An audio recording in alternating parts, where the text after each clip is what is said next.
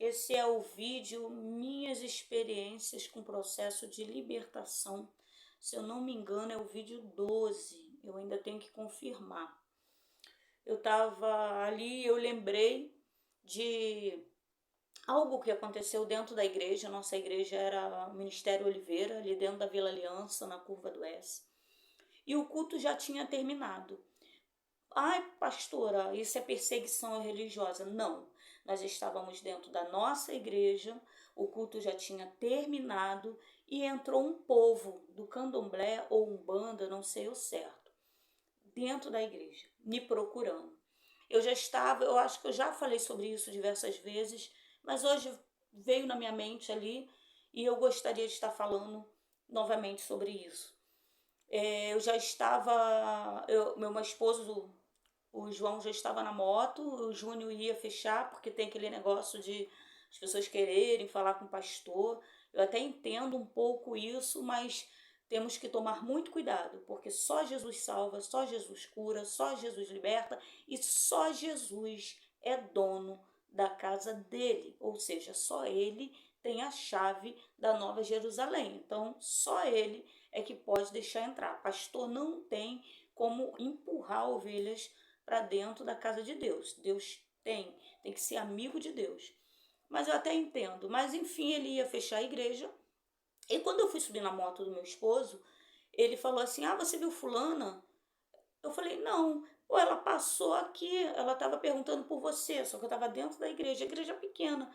Só que eu não a reconheci porque o cabelo dela era de uma cor, né? E ela pintou de uma outra, eu nunca tinha visto, então ela passou a igreja muito cheia, pequena e muito cheia.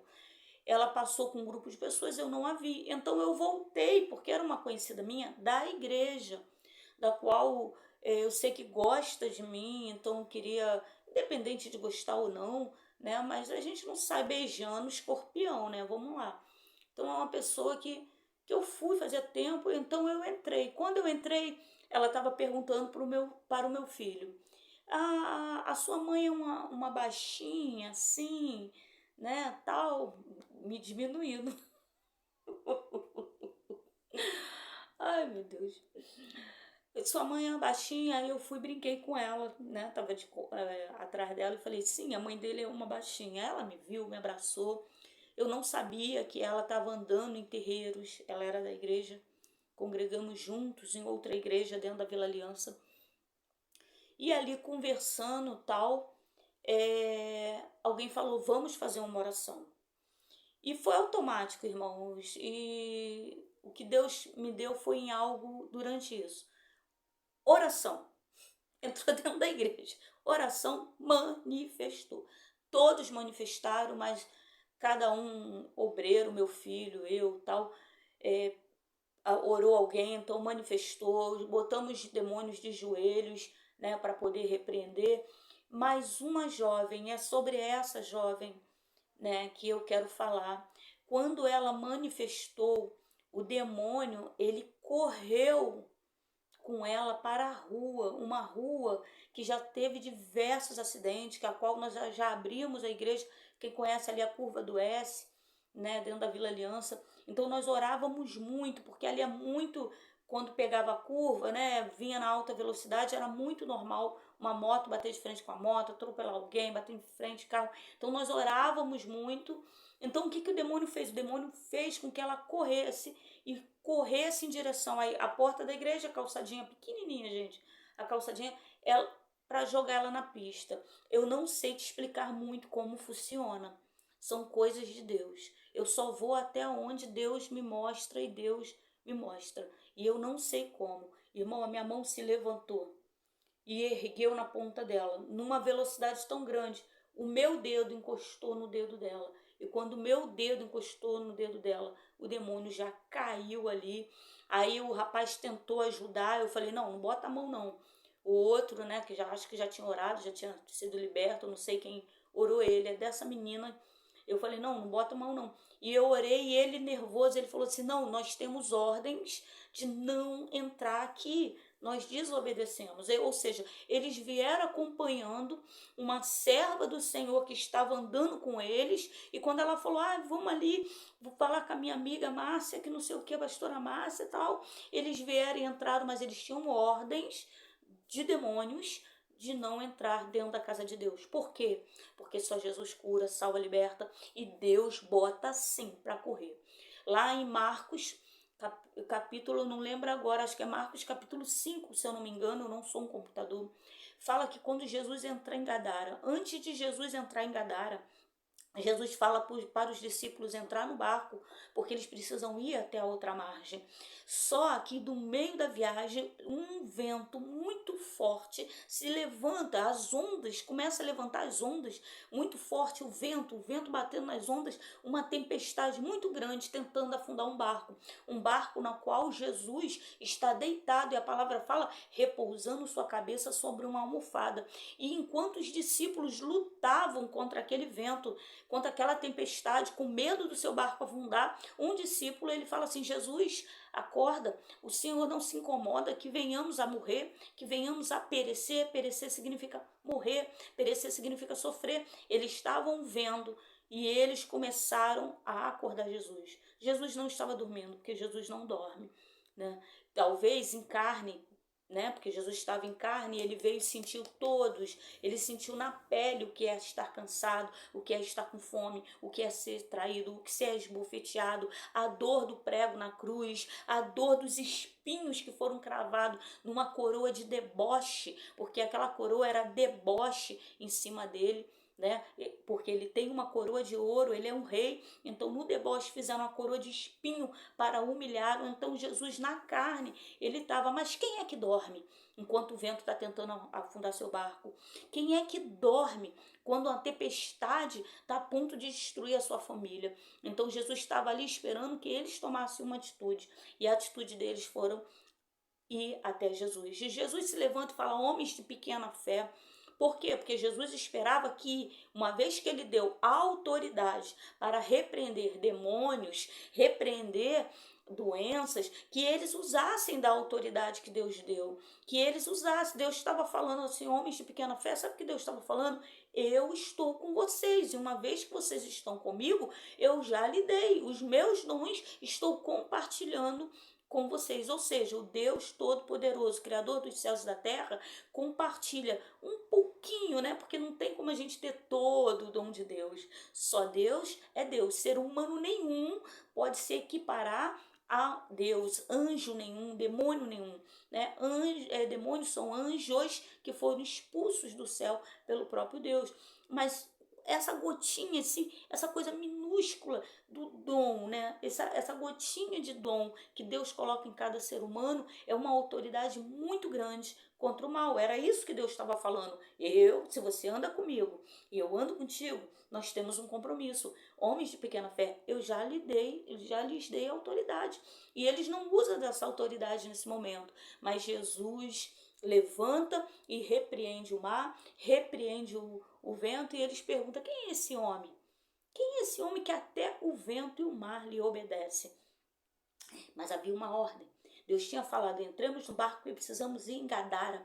Precisamos chegar a outra margem. E o que tinha em outra margem? Gadara. E a palavra fala que quando Jesus coloca o pé naquele lugar, os demônios já caem de joelho e começam a adorá-lo. O que é a adoração de demônio? É reconhecer que só o Senhor é Deus. Os demônios naquele momento estavam falando, ele é Deus. Ou seja, a boca do demônio estava confessando diante dos homens que ele é Deus. E caíram de joelho, começaram a implorar, Senhor, se não nos mande para o abismo, permita que venha também no porco, bababá. Isso da outra pregação. O que eu quero focar é no poder de Deus. Quando ele pisar dentro da nossa casa, quando nós chamamos Deus para colocar o pezinho dentro da nossa casa, imagina convidá-lo para entrar ao cear conosco, porque lá em Apocalipse fala, eis que estou à porta e bato. Se alguém ouvir a minha voz, abrir a porta, eu entrarei e cearei com ele. De Jesus falando, imagina,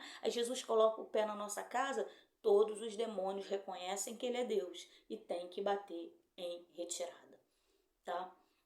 A palavra que Deus me deu está em Marcos capítulo 9, e que fala assim: João lhe respondeu dizendo: Mestre, Marcos capítulo 9, versículo 38. E João lhe respondeu dizendo: Mestre, vimos um que em teu nome expulsava demônios, o qual não nos segue, e nós lhe proibimos, porque não nos segue. Jesus, porém, disse: Não lhe proibais, porque ninguém há que faça milagre em meu nome e possa falar mal de mim, porque quem não é contra nós é por nós. Ali os discípulos, seres humanos, por isso que você nunca deve adorar um ser humano achando que ele é Deus. Os discípulos ali estavam cometendo um erro terrível. Ele achava que só Jesus e os 12 poderiam repreender demônio.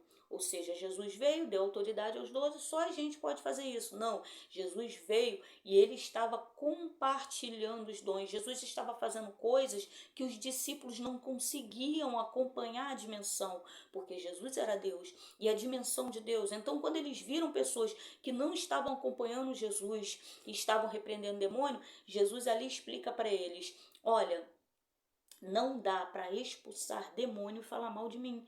Ou seja, eles ouviram a pregação, Jesus estava pregando direto.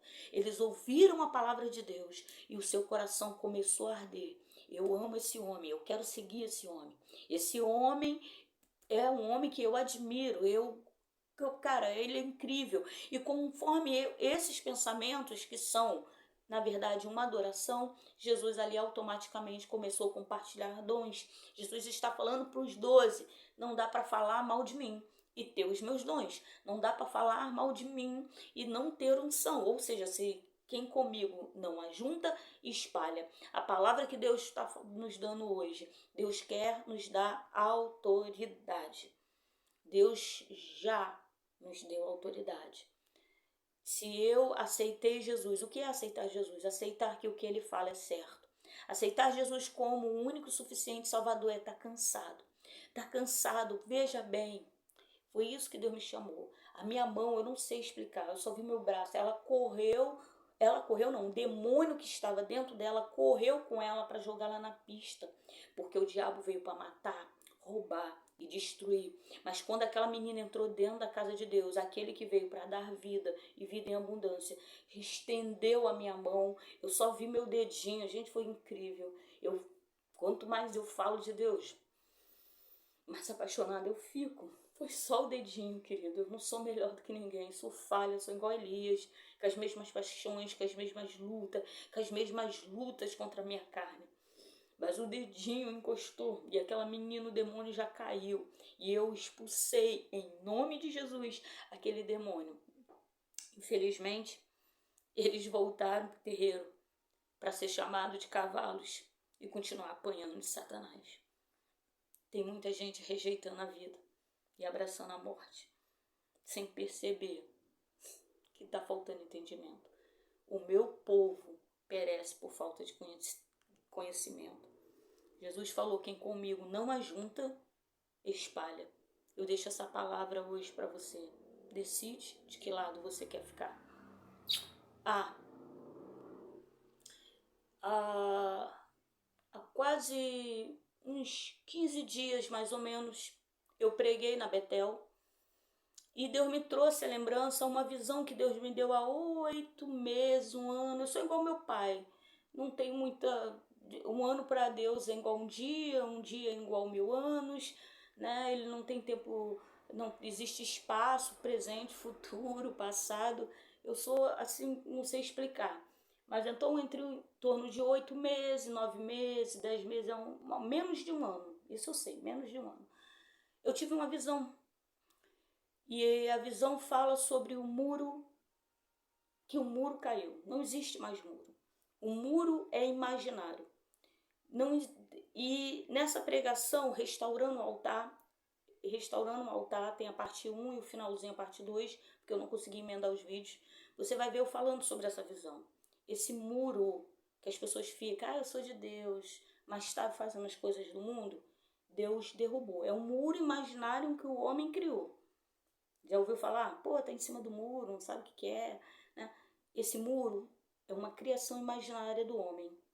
Só que em visão, Deus me mostrou que até o muro imaginário de Deus o muro imaginário que o homem criou, Deus jogou no chão. Ou seja, agora está tão mais próximo da vinda de Cristo. Tem uns 15 dias que eu preguei sobre isso. Está tão mais perto da vinda de Cristo. Eu não sei, irmão, nem vou chutar tempo, né? Porque para Deus um dia é igual 1000 anos é igual 1000 dias. Mas está tão próximo da vinda de Cristo que até o muro imaginário caiu. Agora, ou eu sou de Cristo ou eu não sou de Cristo. Jesus já enviou o anjo, já está selando o seu povo e o diabo já está selando os seus. Você vai encontrar essa passagem que fala onde o demônio está selando os que são dele. E Jesus selando os que já aceitaram ele como o único suficiente Salvador. Ou seja, já aceitaram ser salvo por Cristo. Quando eu aceito, automaticamente eu sou selada por Deus e o diabo não me toca mais. E eu faço parte agora do reino de Deus. Deus já enviou, ele já está separando o joio do trigo. Está tão perto o dia do arrebatamento, querido. Está tão perto. Beijo na alma. Fui.